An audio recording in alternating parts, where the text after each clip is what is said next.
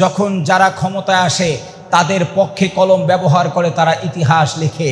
ইতিহাস আমরা খুঁজে দেখি, ইতিহাস বারবার ইসলামকে পৃথিবী থেকে বিদায় করবার জন্য লিপিবদ্ধ হয়েছে।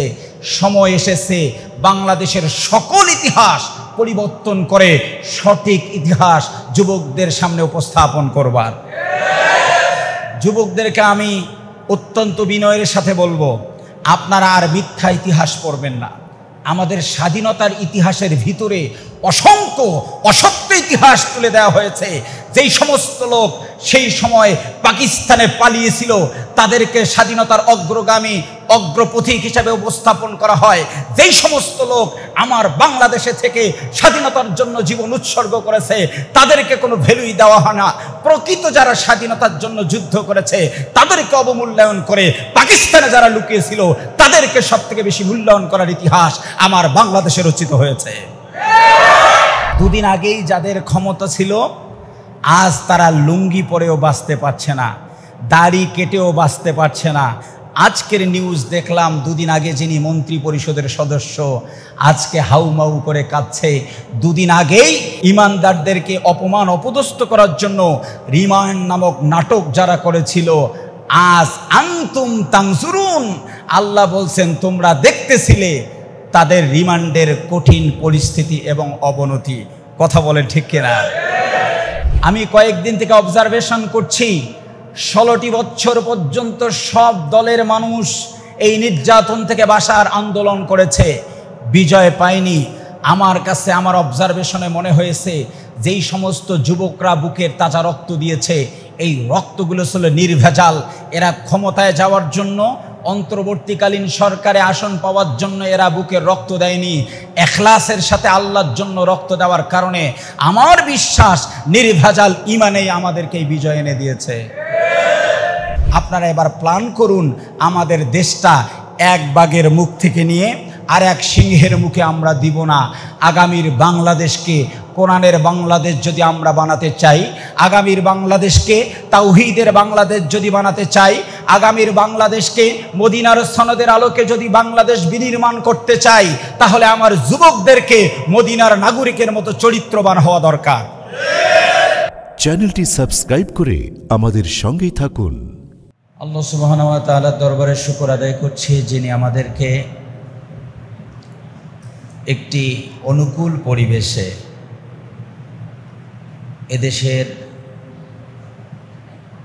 শত শত নির্ভেজাল তরুণদের রক্তের বিনিময়ে অর্জিত আমাদের দ্বিতীয় স্বাধীনতা, আল্লাহ পাকের যতগুলো নেয়ামত আছে তার মধ্যে কথা বলার স্বাধীনতা, সর্বোপরি দিন প্রচার এবং প্রসারের অনুকূল পরিবেশের স্বাধীনতা, এমনকি আজকের এই সেমিনার, যে সেমিনার করতে গিয়ে কোনো প্রকার বাধার সম্মুখীন হতে হয়নি, সে আল্লাহ পাকের জন্য আমরা শুকর আদায় করছি। সকলেই পড়ছি আলহামদুলিল্লাহ। আমরা সালাত এবং সালাম পেশ করছি সেই মহান ব্যক্তিত্বের সৌজন্যে যিনি মাক্কি জীবনে নির্যাতিত, নিপীড়িত, নিষ্পেষিত, অক্লান্ত পরিশ্রম করে মাদানী জিন্দেগিতে তারুণ্য নির্ভর একটি ইসলামিক স্টেট গঠন করেছেন, উদাহরণ দিয়েছেন গোটা পৃথিবীকে কিভাবে সুখী, সমৃদ্ধ, শান্তিময়, আলোকিত রাষ্ট্র গঠন করতে হয়। সেই মহান ব্যক্তিত্বের সৌজন্যে দুরুদ ও সালাম সকলেই পড়ছি সাল্লাল্লাহু আলাইহি ওয়াসাল্লাম। আপনারা কেমন আছেন? দ্বিপ্রহরে যে সময় একটু বিশ্রাম গ্রহণ করবার কথা, ঠিক সেই সময় আমরা আজকে আলোচনা শুনছি। এই জন্য আমি আপনাদের দৃষ্টি আকর্ষণ করছি যে আপনারা একটু লাউডলি জবাব দিবেন, তাহলে ঘুম আসবে না, ভিন্ন দিকে আমরা কথাগুলো সহজেই বুঝবো ইনশাআল্লাহ তাআলা। আমি আপনাদেরকে আবারও জিজ্ঞেস করছি, আপনারা কেমন আছেন? আমি কিন্তু আজকে তরুণদের সামনে বক্তব্য দিচ্ছি। এখন যৌবন যার, যুদ্ধে যাবার সময় তার। তরুণরাই পৃথিবীকে ভাঙতে পারে, তরুণরাই পৃথিবীকে গড়তে পারে, তরুণরাই পৃথিবীকে সুন্দর করে সাজাতে পারে, তরুণরা কখনো ব্যর্থ হয় না, ব্যর্থতা তরুণদের ইতিহাসে কখনো ইতিহাস লিপিবদ্ধ হয়নি। আপনারা কি বলেন? এই জন্য যারা তরুণ আমার সামনে আছেন, আমি আশা করি আপনারা একটু লাউডলি আমি যতটুকু প্রশ্ন করব জানবার জন্য আপনার জবাব দেবেন ইনশাআল্লাহ তাআলা। কি সকলে রাজি আছি তো? আমি অত্যন্ত সংক্ষেপে একটি ছোট্ট বিষয়ের ওপর কথা বলবার ইচ্ছা পোষণ করেছি, যেহেতু আজকের সেমিনার তরুণদেরকে নিয়ে। এজন্য আমি তরুণদের সামনে প্রেরণা দেবার জন্য, মোটিভেশন করবার জন্য সামান্য কিছু কথা বলার ইচ্ছা পোষণ করছি একটি বিষয়ের ওপর।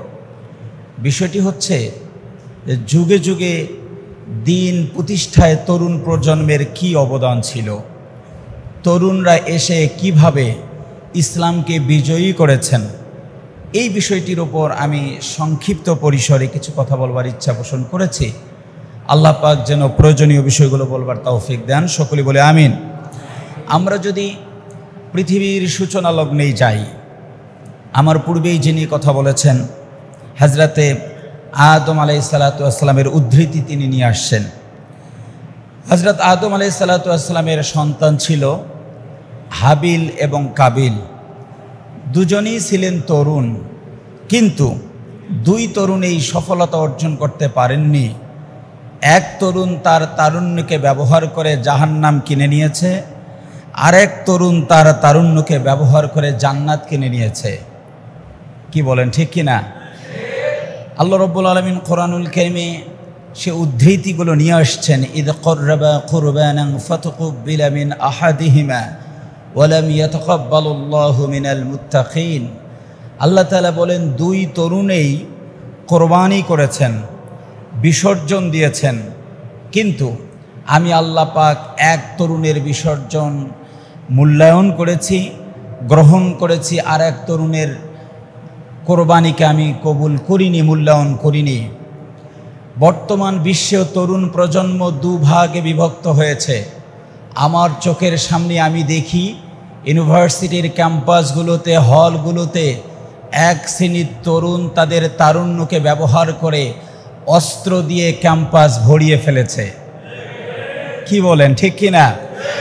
একই ক্যাম্পাসে আমরা দেখেছি যেই তরুণগুলো হোস্টেলে থাকবার সুযোগ পায়নি, যাদেরকে সবসময় নির্যাতন আর নিপীড়ন করা হতো, যেই তরুণদের বিরুদ্ধে বিভিন্ন মামলা ছিল, যেই তরুণরা বুক ফুলে আল্লাহর কথা বলতে পারেনি, সেই তরুণরা গোপনে থেকেও আল্লাহ পাকের দিন প্রতিষ্ঠার জন্য 5 ওয়াক্ত নামাজ যথাসময়ে পড়েছে, রুটিন অনুযায়ী জীবন যাপন করে ওই তরুণরাই জীবন উৎসর্গ করে প্রমাণ দিয়েছে আদম আলাইহিসসালামের দুই সন্তানের একজন সফল আর একজন বিফল।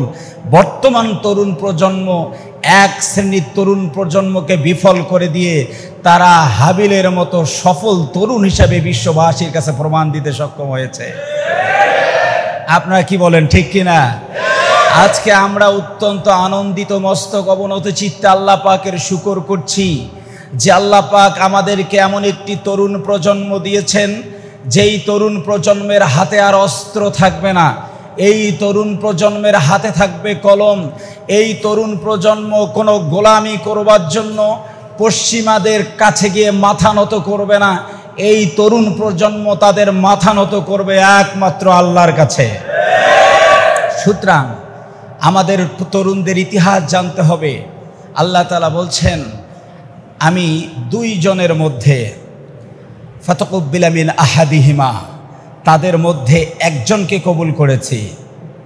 সময় এসেছে আমাদের যুব সমাজকে এখান থেকে শিক্ষা নিতে যে আমরা আল্লাহ তাআলার কাছে কবুলিয়ত অর্জন করতে চাই কি চাই না। তবে শর্ত হলো ইন্নামা ইয়াতাকাব্বালুল্লাহু মিনাল মুত্তাকিন। আল্লাহ তাআলা বলেন, আমি তাদের মধ্যে তারই কোরবানি কবুল করেছি যার মধ্যে তাকওয়া ছিল, আল্লাহর ভয় ছিল। আজ প্রমাণিত হয়েছে যারা টেন্ডারবাজি সন্ত্রাসী করত, যেই সমস্ত তরুণরা, তাদের মধ্যে আল্লাহর ভয় না থাকবার কারণে তারা চরম পরাজয় বরণ করেছে। আর যাদের মধ্যে আল্লাহর ভয় ছিল তারা আজ মহাবিজয়ী হয়েছে। কি বলেন, ঠিক কিনা? আমরা তরুণদের ইতিহাস খুঁজলে কি দেখব?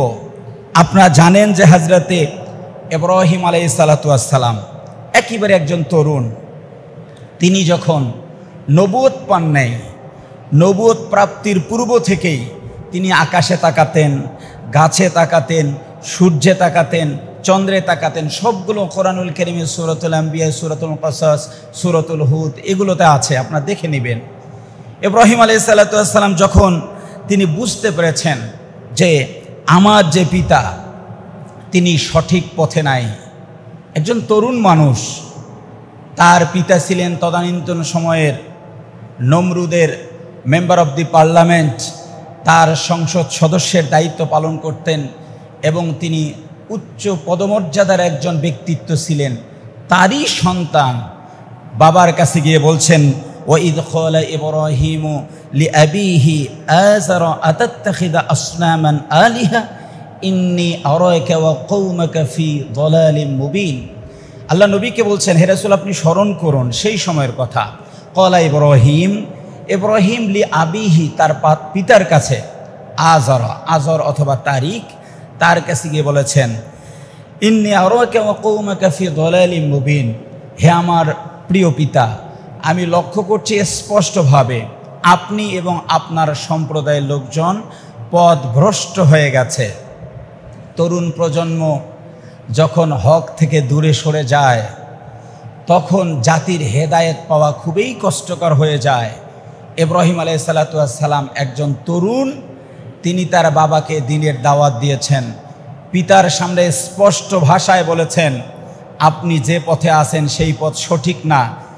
এই ইতিহাস প্রমাণ করে এই প্রজন্মকে এমন একটি ভূমিকা রাখতে হবে, যদিও মন্ত্রীর সন্তান হয়, যদিও এমপির সন্তান হয়, যদিও সচিবের সন্তান হয়, এই দৃঢ়তা ইব্রাহিম নবীর মতো থাকতে হবে। যদি বাবাও পথভ্রষ্ট হয়, দ্ব্যর্থহীন কণ্ঠে বাবাকে বলতে হবে, বাবা আপনি পথভ্রষ্ট, আপনাকে পথ থেকে ফিরে আসতে হবে। শুকরিয়া, আলহামদুলিল্লাহ। আমি অত্যন্ত আনন্দের সঙ্গে বলছি আপনাদেরকে, আমার অনেক ইতিহাস জানা আছে। বাবা বামপন্থীর সঙ্গে জড়িত, বাবা ইসলাম বিদ্বেষী, বাবা ইসলামকে ধ্বংস করে দিতে চায়, ইসলাম বিনষ্টের জন্য বাবা জীবন উৎসর্গ করে দেয়। অথচ আমার বর্তমানে এই প্রজন্মের অনেক তরুণ আছে বাবার বিরুদ্ধে, ইসলামের স্বার্থের কারণে তারাও আন্দোলনে অংশগ্রহণ করে বাবাকে বলে দেয়, বাবা তুমি যে ইসলাম ধ্বংস করার জন্য জীবন উৎসর্গ করছো, ওই ইসলাম প্রতিষ্ঠার জন্য ইব্রাহিম নবীর মতো তারুণ্য নির্ভর হয়ে আমি আমার জীবনকে বিলীন করে দিতে রাজি। আমরা দেখেছি সাম্প্রতিক সময় আমাদের দেশের মহাবিজয়ে যেই তরুণরা অংশগ্রহণ করেছেন, আমরা এই দৃশ্য দেখেছি। একজন পুলিশ অফিসার তিনি মর্গে গিয়ে খুঁজতে গিয়ে দেখলেন তার সন্তান লাশ হয়ে শুয়ে আছে। পুলিশ অফিসার গুলি করছেন তরুণদের তারুণ্যকে দমিয়ে দিবে, তার সন্তান ইব্রাহিম নবীর মতো ভূমিকা রাখছেন, আমার বাবার গুলির সামনে দাঁড়িয়ে হলেও আমাকে ইব্রাহিম নবীর মতো দিন প্রতিষ্ঠায় কাজ করা লাগবে। এবং ইব্রাহিম আলাইহিসসালাতু ওয়াসসালামের পিতা তিনি অনেকগুলো আয়াত, আমি লম্বা করছি না, তিনি ইব্রাহিম আলাইহিসসালাতু ওয়াসসালামকে বারবার ধমক দিয়েছে, তুমি যদি সরে না আসো তাহলে আমি পাথর নিক্ষেপ করে তোমাকে হত্যা করব। ইব্রাহিম আলাইহিসসালাতু ওয়াসসালাম সকল বাধা বিপত্তি উপেক্ষা করে দিনে অটুট এবং অবিচল ছিলেন। তিনি এমন এক তরুণ ছিলেন, সকল তরুণরা যখন সেই তদানীন্তন সময়ের ওকাজ মেলায় গিয়ে আনন্দ উল্লাস করত, তখন ইব্রাহিম আলাইহিসসালাতু ওয়াসসালাম অসুস্থতার কথা বলে তিনি বাসায় থাকতেন।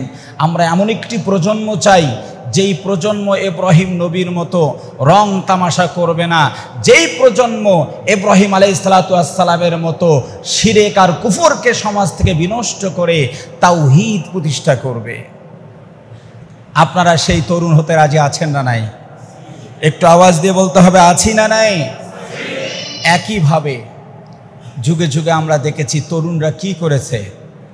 আপনার ইতিহাস জানেন, মুসা আলাইহিসসালাতু ওয়াসসালাম যখন বিজয়ী হলেন, আল্লাহ তাআলা কোরআনে বলছেন, ওয়াইদ ফারাকনা বিকুমুল বাহরা ফাআনজাইনাকুম ওয়া আগরাকনা আলা ফিরআউন ওয়া আনতুম তানজুরুন। সুবহানাল্লাহ। কয়েকদিন থেকে আমার এই আয়াতটি বেশি মনে পড়ে। আল্লাহ তাআলা সূরাতুল বাকারায় বলছেন, হে রাসূল আপনি স্মরণ করুন সেই সময়ের কথা, ফারাকনা, যখন আমরা আলাদা করে দিলাম সেই বাহারকে, নদীকে, আর সেখানে ফিরআউন নিমজ্জিত হলো। ওয়া আনতুম তানজুরুন, আর আপনি মূসা এবং আপনার উম্মতেরা নদীর পার্শ্বে দাঁড়িয়ে তানজুরুন, দেখতেছিলেন জালিমদের কি নির্মম পরিহাস, কত কঠিন অবস্থা হয়। আয়াতটি বারবার আমার মনে পড়ে। বর্তমান প্রেক্ষাপটে মুমিনরা বাংলাদেশের ফেসবুকে বলেন আর মিডিয়ায় বলেন, তাকিয়ে তাকিয়ে দেখছে চোখের সামনে দুদিন আগের জালেমদের কত কঠিন অবস্থা তৈরি হয়েছে। দুদিন আগেই যাদের ক্ষমতা ছিল, আজ তারা লুঙ্গি পরেও বাঁচতে পারছে না, দাড়ি কেটেও বাঁচতে পারছে না। আজকের নিউজ দেখলাম, দুদিন আগে যিনি মন্ত্রী পরিষদের সদস্য আজকে হাউমাউ করে কাঁদছে। দুদিন আগেই ইমানদারদেরকে নির্যাতন করার জন্য, ইমানদারদেরকে অপমান অপদস্থ করার জন্য রিমান্ড নামক নাটক যারা করেছিল, আজ আনতুম তানজুরুন, আল্লাহ বলছেন তোমরা দেখতেছিলে তাদের রিমান্ডের কঠিন পরিস্থিতি এবং অবনতি। কথা বলে ঠিক কিনা? ঠিক এই ঘটনার পরে মুসা আলাইহিস সালাম তার সম্প্রদায়কে নিয়ে থাকলেন। আল্লাহ তাআলা বললেন, মুসা এই বিজয় না, আরও কাজ আছে। আমি তরুণ প্রজন্মকে বলবো, মুসা আলাইহিস সালামের ইতিহাস থেকে জানতে হবে। আল্লাহ বলেন, মুসা এখনো কাজ শেষ হয় নাই, তোমার আরও কাজ আছে। কি কাজ?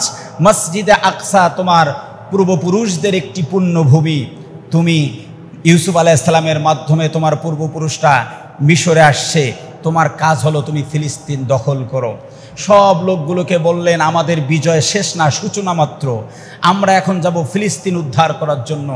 সকলেই বলল, না, ইযহাব আনতা ওয়া রাব্বুক ফাকাতিলা ইন্না হাহুনা কাঈদুন।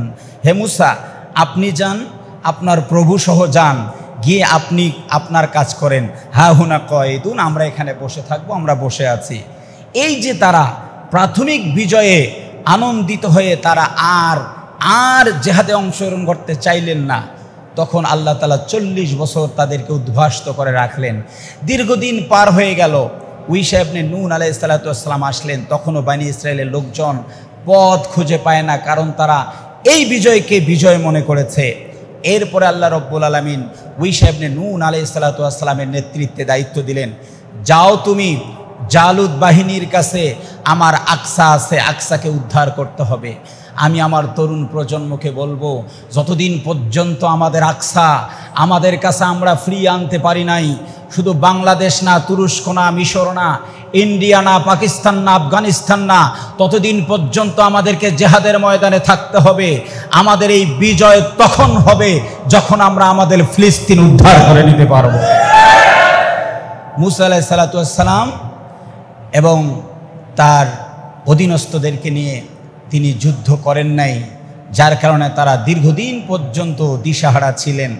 ঈসা ইবনে নূন আলাইহিস সালামের সময় আল্লাহ তাআলা নির্দেশ দিলেন, তালুতের নেতৃত্বে একটি বিরাট বাহিনী রওনা করলো দাজলা নদী পার হয়ে আমাদের আকসা উদ্ধার করার জন্য। যখন তারা নদী পর্যন্ত আসলেন, আসার পরে আল্লাহ রব্বুল আলামিন চাইলেন, সকল মানুষ দিয়ে বিজয় হয় না, বিজয় হয় নির্ভেজাল ঈমান দিয়ে।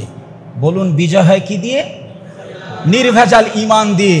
আমি কয়েকদিন থেকে অবজারভেশন করছি, 16টি বছর পর্যন্ত সব দলের মানুষ এই নির্যাতন থেকে বাঁচার আন্দোলন করেছে, বিজয় পায়নি। আমার কাছে আমার অবজারভেশনে মনে হয়েছে, যেই সমস্ত যুবকরা বুকের তাজা রক্ত দিয়েছে, এই রক্তগুলো ছিল নির্ভেজাল। এরা ক্ষমতায় যাওয়ার জন্য, অন্তর্বর্তীকালীন সরকারে আসন পাওয়ার জন্য এরা বুকের রক্ত দেয়নি, এখলাসের সাথে আল্লাহর জন্য রক্ত দেওয়ার কারণে আমার বিশ্বাস নির্ভেজাল ঈমানেই আমাদেরকে এই বিজয় এনে দিয়েছে। কোরআনুল কারীমে সূরাতুল বাকারার শেষের দিকে দীর্ঘ আলোচনা আছে, আপনারা দেখে নেবেন। এরপরে আল্লাহ সুবহানাহু ওয়া তাআলা তালুতের নেতৃত্বে প্রেরণ করলেন সেই যুদ্ধে অংশগ্রহণ করার জন্য। যখন তারা যুদ্ধে যাবেন, আল্লাহ রব্বুল আলামিন পরীক্ষা করলেন। পরীক্ষা করবার পর সেখানে মাত্র 313 ব্যাটালিয়ন, 313 জনকে যাচাই বাছাই করে নিলেন। 313 জন পার হয়ে গেল। এখন যাবে বিরাট বিরাট স্বৈর শাসক সেই জালিম জালুতের বিরুদ্ধে তারা যুদ্ধ করবে। এই মুহূর্তে আল্লাহ পাক একজন তরুণ, মাত্র বয়স 13 বছর, দাউদ আলাইহিস সালাতু ওয়াস সালামকে সিলেকশন করলেন। যুগে যুগে পট পরিবর্তনে যুবকরাই ভূমিকা রেখেছিল। সুতরাং আকসা উদ্ধারে আল্লাহ পাক নেতৃত্ব দেওয়ার জন্য তাৎক্ষণিক সিলেকশন করে দিলেন দাউদ আলাইহিস সালামকে। বয়স মাত্র 13। একটু চিৎকার দিয়ে বলেন সুবহানাল্লাহ। 3টা পাথর ডেকেছে দাউদ নবীকে, কোরআনে সব আছে, সূরা বাকারায় দেখে নিয়েন। সেই পাথর 3টা নিয়ে তিনি গেলেন, পাথর নিক্ষেপ করলেন, জালুত বাহিনী ধ্বংস হলো। দাউদ আলাইহিস সালাতু ওয়াস সালাম আকসাকে উদ্ধার করলেন। আকসার তিনি শাসক হলেন। ওয়ালাকাদ আতাইনা দাউদা ওয়া সুলাইমানা ইলমা, আল্লাহ পাক জ্ঞান দিয়ে মহাপণ্ডিত বানিয়ে দিলেন দাউদ আলাইহিস সালাতু ওয়াস সালামকে। জ্ঞানের বিপ্লব দিয়ে তিনি আকসাকে সাজালেন। পরবর্তী সময়ে সুলাইমান আলাইহিস সালাতু ওয়াস সালামও সাজালেন। প্রিয় ভাইয়েরা, ইতিহাস জানতে হবে। এই আকসাকে বারবার উদ্ধার করতে গিয়ে যুব সমাজের রক্ত ছিল, যুব সমাজের ভূমিকা ছিল। আজকেই শুধু বাংলাদেশ যুব সমাজ স্বাধীন করেছে তা না, বরং আমাদের এই যুবকদের ইতিহাস বলে দাউদ আলাইহিস সালাতু ওয়াস সালামের নেতৃত্বেই আমরা আকসা উদ্ধার করেছিলাম। প্রেরণা নিতে হবে।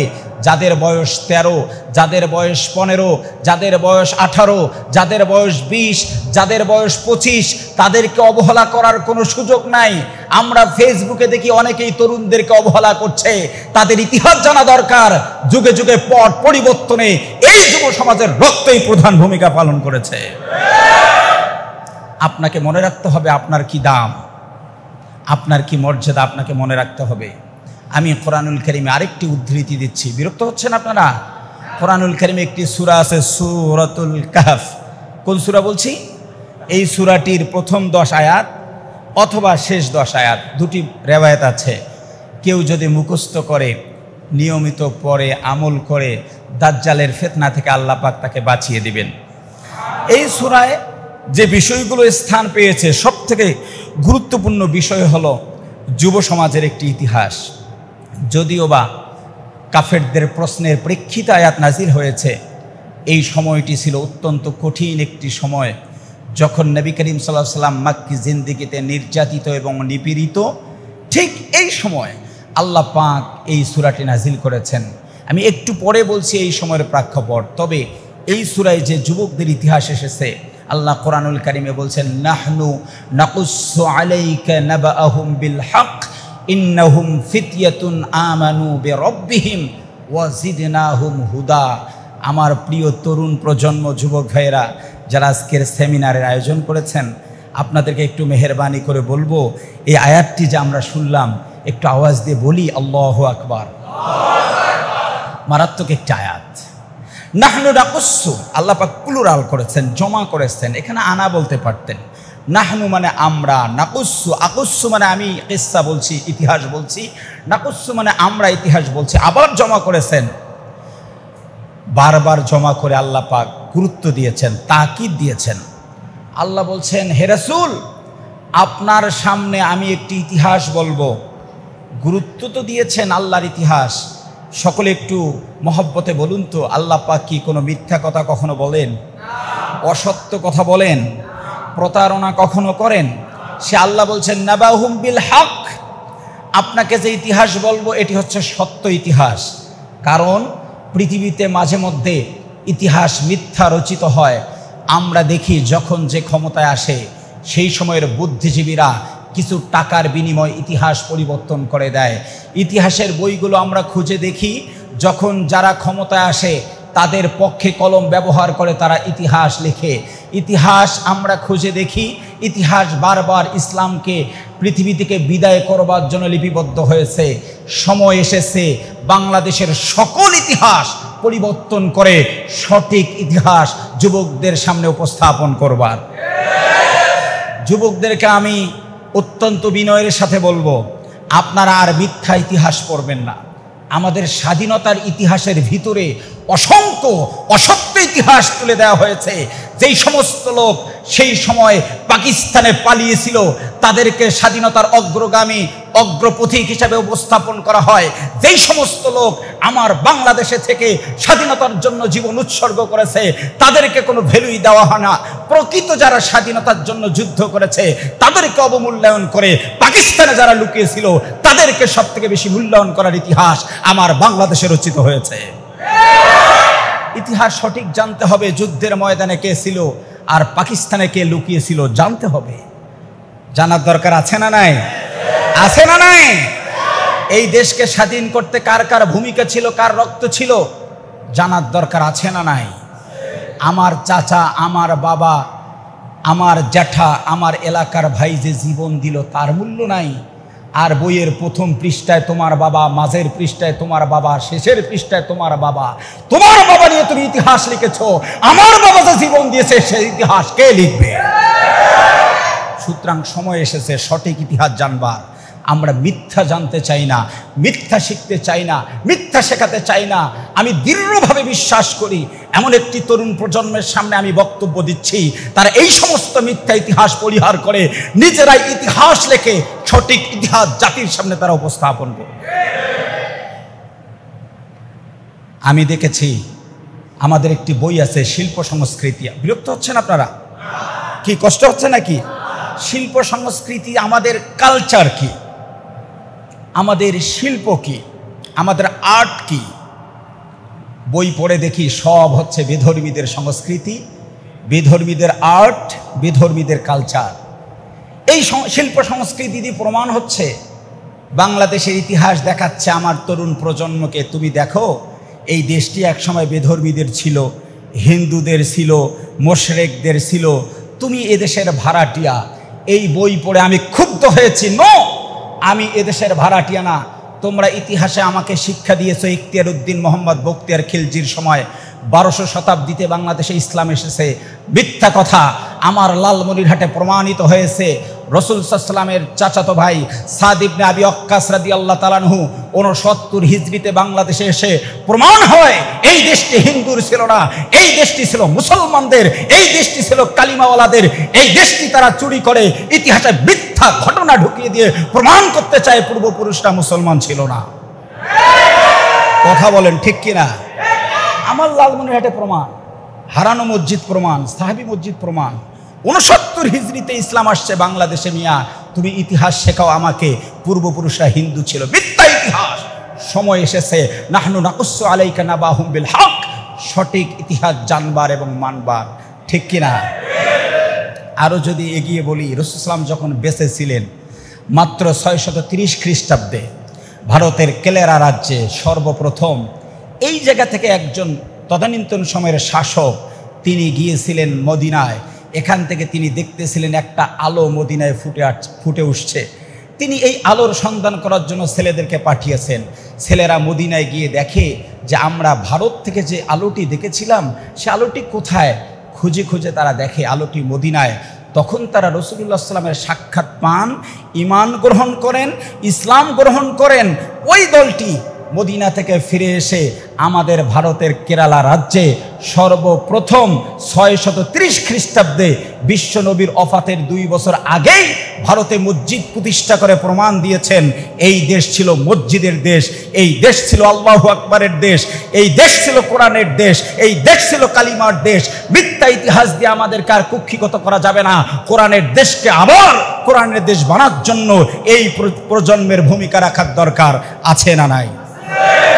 প্রিয় ভাইয়ের আমার, এরপর আল্লাহ তাআলা কোরআনে যে ইতিহাস জানালেন, ইন্নাহুম ফিতয়াতুন আমানু। সুবহানাল্লাহ বলেন, ইন্নাহুম ফিতয়াতুন আমানু। আল্লাহ বলছেন আমি ইমানদারের যুবকদের ইতিহাস জানাচ্ছি তোমাদেরকে যে ইতিহাস শোনাচ্ছি এটি ইমানদার যুবকদের ইতিহাস। আল্লাহ তাআলা বলেন জিদনাহুম হুদা, তাদের ইমানের স্পিড বাড়িয়ে দিলাম। মুফাসসিরগণ বলেন তাদের সংখ্যা ছিল মাত্র 7 জন, 9 জন অথবা 7 জন। সর্বাধিক রেওয়ায়েত হলো তাদের সংখ্যা 9, আর মাশহুর বক্তব্য হচ্ছে তাদের সংখ্যা 7। 7 স্টার আমি বলি এই যুবকরা সবাই ছিলেন তদানীন্তন সময়ের মন্ত্রী পরিষদের সদস্যগণের সন্তান। তারা তাদের বাদশার কাছে গিয়ে দাওয়াত দিলেন। বাদশা ছিলেন জালিম। বাদশা বলল, নো, আমার রাজত্ব চলবে। ছেলেরা বললেন, না, আসমান জমিনের মালিক যিনি, তার বিধান দিয়ে সমাজ চলবে, তোমার বিধান দিয়ে চলবে না। তিনি বললেন, না, আমি যতদিন বেঁচে আছি ক্ষমতার মসনদে ততদিন আমার রাজত্ব চলবে। ছেলেরা বললেন, না, আমরা তোমাকে মানি না। তখন এই প্রশাসন ব্যবহার করা হলো। যুগে যুগে আমরা দেখেছি জালিমরা প্রশাসন ব্যবহার করে, পেশিশক্তি ব্যবহার করে আমার তরুণ প্রজন্মের তাওহীদের দাওয়াতকে স্তব্ধ করে দেওয়ার ষড়যন্ত্র করেছিল। তারা করলো কি? দৌড় দিয়ে গেল। ইতিহাস আপনাদের জানা আছে। গর্তে প্রবেশ করলো, গর্তের মধ্যে তারা থাকলো দীর্ঘদিন। সেখানে একটা কুকুর ছিল, আপনাদের ইতিহাস জানা আছে, আসহাবে কাহফের কুকুর। সেই কুকুরটি সামনে ওয়াকালবুহুম বাসিতুম যিরাআইহি বিল ওয়াসিদ, ওয়াকালবুহুম বাসিতুম যিরাআইহি বিল ওয়াসিদ। সুবহানাল্লাহ বলেন। এই কুকুর ওই গর্তের সামনে গিয়ে পা দুটো সামনে দিয়ে জিহ্বা লম্বা করে দিয়ে হাঁপাতে হাঁপাতে একটা আক্রমণাত্মক ভাব নিয়ে বসেছিল। যদি কোনো মানুষ এই 7 স্টারে হামলা করতে চায় তাহলে আমি কুকুর তাকে কামড় দিব। এভাবে কুকুরটি তাকে পাহারা দিল। পাহারা দিতে গিয়ে আল্লাহ পাক এই কুকুরের দাম এত বাড়িয়ে দিলেন যে যেই কোরআনুল কারীমে অনেক নবী রাসূলের নাম আসে নাই, ইতিহাস আসে নাই, সেই কোরআনুল কারীমে আল্লাহ পাক পৃথিবীর নিকৃষ্টতম কুকুরের ইতিহাস উপস্থাপন করেছেন। আওয়াজ দিয়ে বলি সুবহানাল্লাহ। এর থেকে প্রমাণিত হয় যেই সমস্ত তরুণ প্রজন্ম তাওহীদের দাওয়াত দেয়, ঈমানের দাওয়াত দেয়, সেই সমস্ত তরুণদের নিরাপত্তার জন্য যেই সমস্ত ব্যক্তিরা ভূমিকা রাখে, সেই সমস্ত লোকদেরও দাম আল্লাহ পাক পৃথিবীর শ্রেষ্ঠত্বের স্থানে নিয়ে যান। একটি কুকুর হয়ে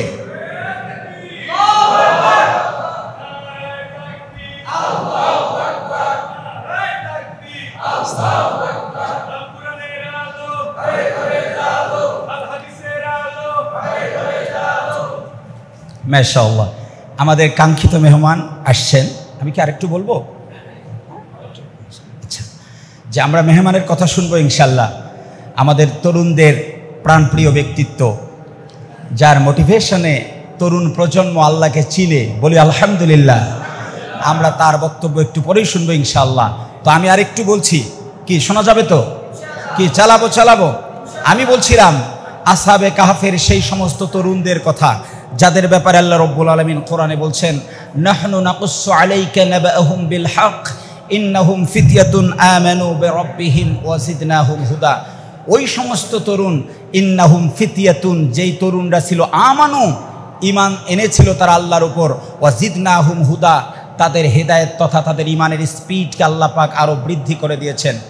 প্রিয় যুবক ভাইয়েরা, আমি আপনাদেরকে বলি, এই তরুণরা 7 জন মতান্তরে 9 জন জালিম শাসকের কাছে তাওহীদের দাওয়াত দেওয়ার পর সময় পার হয়ে গেছে দীর্ঘ প্রায় 309 বছর।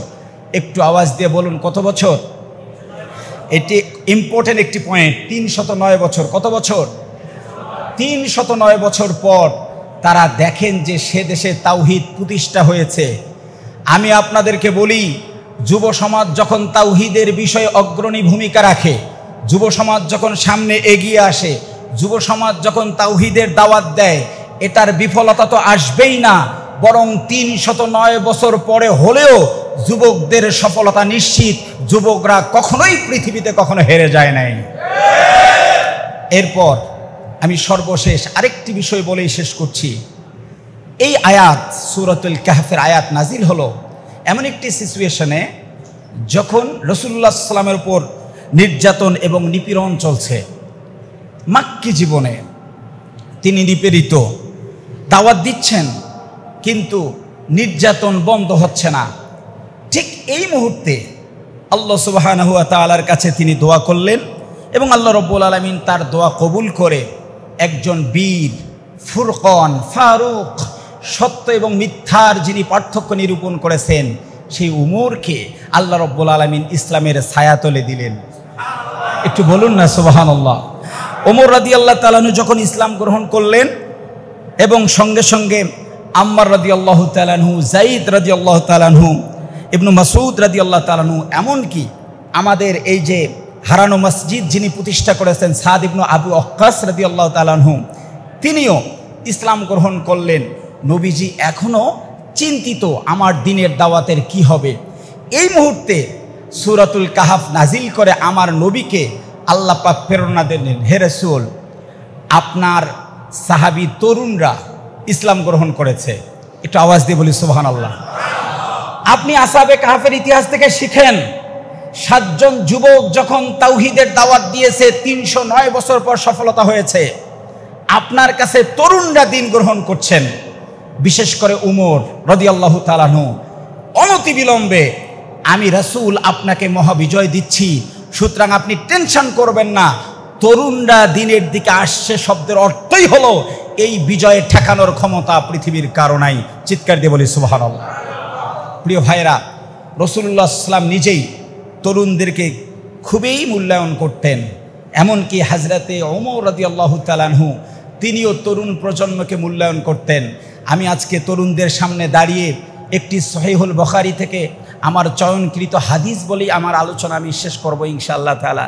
প্রিয় ভাইয়েরা, রাসূলুল্লাহ সাল্লাল্লাহু আলাইহি ওয়াসাল্লামের প্রিয় সাহাবী ওমর রাদিয়াল্লাহু তাআলা আনহু তিনি যখন খলিফা, হাদিসটির রাবি আব্দুল্লাহ ইবনে আব্বাস রাদিয়াল্লাহু তাআলা নিজেই তিনি বলেন যে ওমর রাদিয়াল্লাহু তাআলা আনহু যখন কোনো সিদ্ধান্ত নিতেন তখন বদরি সাহাবী যারা তাদের কাছেই সিদ্ধান্ত নিতেন।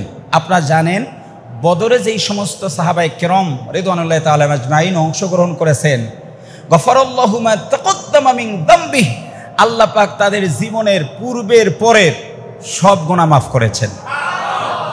বদরে যারা অংশগ্রহণ করেছেন সেই সমস্ত সাহাবীর মর্যাদা সবথেকে বেশি।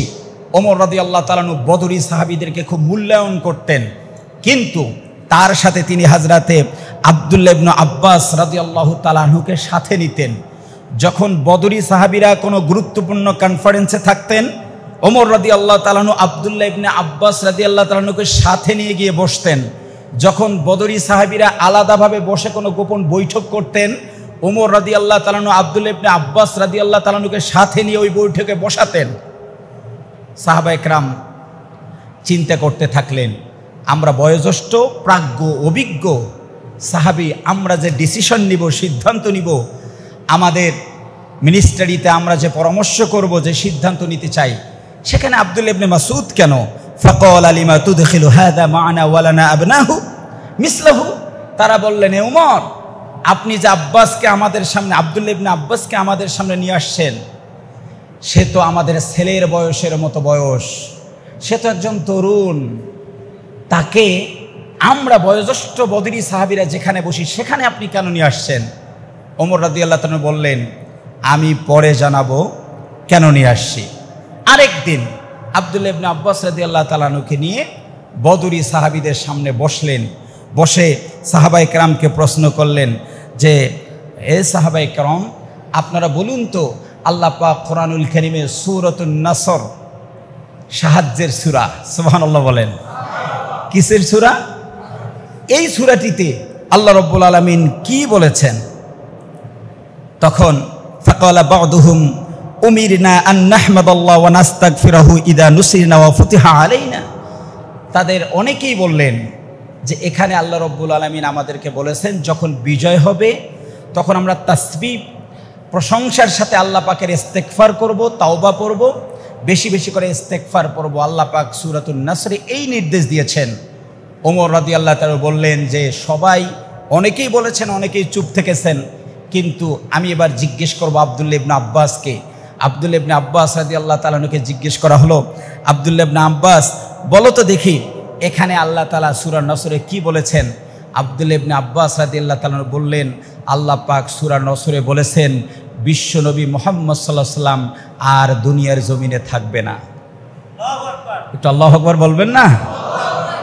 বদরি সাহাবীরা যে এক্সপ্লেইন করেছেন, সূরা নসরের যে ব্যাখ্যা দিয়েছেন, তার পুরো উল্টো ব্যাখ্যা দিয়েছেন আব্দুল্লাহ ইবনে আব্বাস রাদিয়াল্লাহু তাআলা আনহু।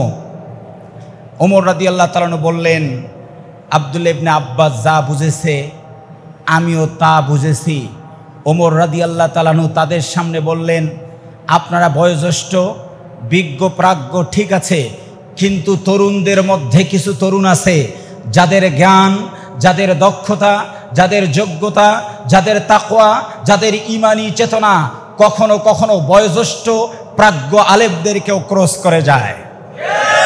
কথা বলেন ঠিক কিনা? এই জন্য আব্দুল্লাহ ইবনে আব্বাস রাদিয়াল্লাহু তাআলা আনহুকে ওমর রাদিয়াল্লাহু তাআলা আনহুর সাথে রাখতেন।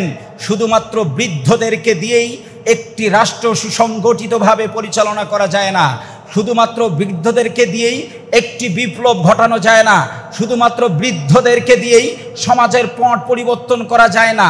ওমর রাদিয়াল্লাহু তাআলা আনহু আব্দুল্লাহ ইবনে আব্বাস রাদিয়াল্লাহু তাআলা আনহুকে সাথে রেখে প্রমাণ দিয়েছেন, বিশ্বের পট যদি পরিবর্তন করাতে হয় তাহলে তরুণদের ভূমিকা অবশ্যই থাকতে হবে।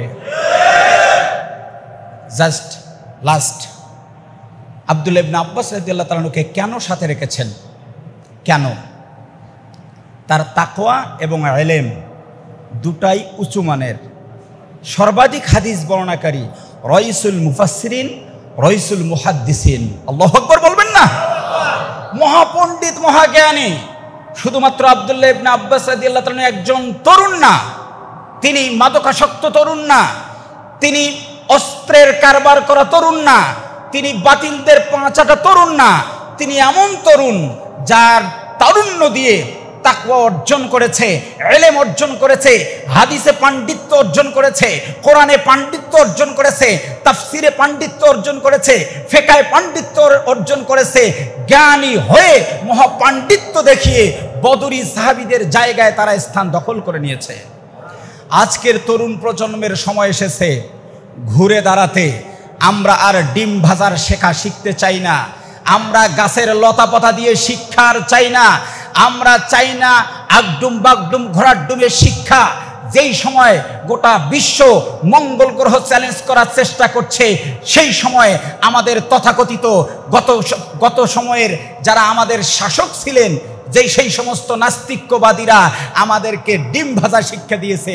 যখন চ্যালেঞ্জ করতে হয় সায়েন্স আর টেকনোলজির, ঠিক সেই মুহূর্তে আমাদেরকে মূর্খ, অশিক্ষিত বানিয়ে ক্ষমতার মসনদ দীর্ঘায়িত করার জন্য শিক্ষা ব্যবস্থাকে এরা ধ্বংস করে দিয়েছে। সময় এসেছে আব্দুল্লাহ ইবনে আব্বাস রাদিয়াল্লাহু তাআলা আনহুর মতো জ্ঞানী হবার। আমি দৃঢ়ভাবে বিশ্বাস করি শিক্ষা ব্যবস্থার নতুন কারিকুলামে যদিও বা ইসলামের অস্তিত্ব রাখা হয়নি, নাস্তিক্যবাদী পড়াশোনায় ভরিয়ে দেওয়া হয়েছে, এরপরেও আমার যুব সমাজ এই পচা সিলেবাস বাদ দিয়ে রুটিন অনুযায়ী তারা 24 ঘন্টার একটি সময় পড়াশোনায় নিজের সময়কে তারা বিলিয়ে দিয়েছে। আমি দৃঢ় বিশ্বাস করি আমার যুব সমাজ যদি সঠিক ইতিহাস না জানতো, কোরআন অধ্যয়ন না করত, 5 ওয়াক্ত নামাজ না পড়তো, তাহাজ্জুদে ললাটকে জমিনে ঠেকিয়ে চোখের পানি যদি ছেড়ে না দিত, আমি দৃঢ়ভাবে বিশ্বাস করি এই বিজয় হতো না। এই বিজয় তাদের জন্য হয়েছে, তারা তাহাজ্জুদে ললাটকে ঠেকিয়ে আল্লাহর কাছে চোখের পানি নজরানা যারা দিয়েছে। সুতরাং আমরা বর্তমান সময়ে আশাবাদী আপনাদেরকে নিয়ে। আপনারা ওই ক্রিকেট নিয়ে ব্যস্ত থাকবেন না, এগুলো পচা চিন্তা। খেলাধুলা দিয়ে কোনো দেশ কখনো উন্নত হয় না, খেলাধুলা দিয়ে একটি জাতি কখনো এগিয়ে যেতে পারে না। নলেজ ইজ পাওয়ার, জ্ঞান হলো শক্তি, জ্ঞানের বিপ্লব ঘটাতে হবে। Read and read and read. প্রচুর পরিমাণে যুব সমাজকে পড়তে হবে, পড়ে মহাপণ্ডিত হয়ে বিশ্বকে চ্যালেঞ্জ করে আমার ফিলিস্তিন উদ্ধার করতে হবে ইসরায়েলের মোকাবেলা করে। ইসরায়েল থেকে যদি ফিলিস্তিন উদ্ধার করতে চাই, এই যুব সমাজকে ক্রিকেট ছেড়ে দিয়ে পড়াশোনায় মনোনিবেশ করতে হবে। কথা বলেন ঠিক কিনা? 24 ঘন্টা আল্লাহর ইবাদতে কাটিয়ে পড়াশোনা করে তাকওয়া নির্ভর ইলম অর্জন করে বিশ্বকে চ্যালেঞ্জ করবে আমার বাংলার দামাল যুব সমাজ। আমি এই বিশ্বাস করি। আমি শুধু এতটুকু প্রেরণা দিতে চাই, প্রিয় তরুণ ভাইয়েরা, আপনারা যেভাবে ঘুরে দাঁড়িয়েছেন, আপনারা আসুন, আপনারা এবার প্ল্যান করুন আমাদের দেশটা এক বাঘের মুখ থেকে নিয়ে আর এক সিংহের মুখে আমরা দিব না। আগামীর বাংলাদেশকে কোরআনের বাংলাদেশ যদি আমরা বানাতে চাই, আগামীর বাংলাদেশকে তাওহীদের বাংলাদেশ যদি বানাতে চাই, আগামীর বাংলাদেশকে মদিনার সনদের আলোকে যদি বাংলাদেশ বিনির্মাণ করতে চাই, তাহলে আমার যুবকদেরকে মদিনার নাগরিকের মতো চরিত্রবান হওয়া দরকার। আমি চাবো আপনারা আপনাদের ক্যারেক্টারের ব্যাপারে সাবধান থাকবেন, আপনার নিয়মানুবর্তিতা মেনে চলবেন, সৎ সঙ্গ দিবেন, অসৎ সঙ্গ পরিহার করবেন। আপনারা অবশ্যই দিন প্রচার এবং প্রসারে কাজ করবেন। বিশেষ করে এই সময়ে একটি সুবর্ণ সুযোগ, অনুকূল একটি পরিবেশ। উর্বর জমি যত ফলানো যায় ততই ভালো, উর্বর জমি যতই ফলানো যায় ততই ভালো। যুবকদেরকে ভূমিকা রাখতে হবে, একটা ফ্রেন্ডও যেন বেনামাজি না থাকে, নামাজের দিকে দাওয়াত দিতে হবে। একটা ফ্রেন্ডও যেন নাস্তিকদের সঙ্গে আতাত না করে, আমার তাওহীদের দিকে নিয়ে আসতে হবে। আমার একটা বন্ধু যেন 1 মিনিট সময় ফেসবুকিং মেসেঞ্জারে অপচয় না করে তাকে কোরআন তেলাওয়াতের দিকে নিয়ে আসতে হবে। যুব সমাজকে অগ্রণী ভূমিকা রাখতে হবে আগামীর বাংলাদেশকে বিনির্মাণ করার জন্য। বিশেষ করে কালিমার ভিত্তিতে, তাওহীদের ভিত্তিতে, কোরআনের ভিত্তিতে প্রতিষ্ঠার জন্য যুব সমাজের অবদান রাখা অত্যন্ত জরুরি বলে আমি মনে করি।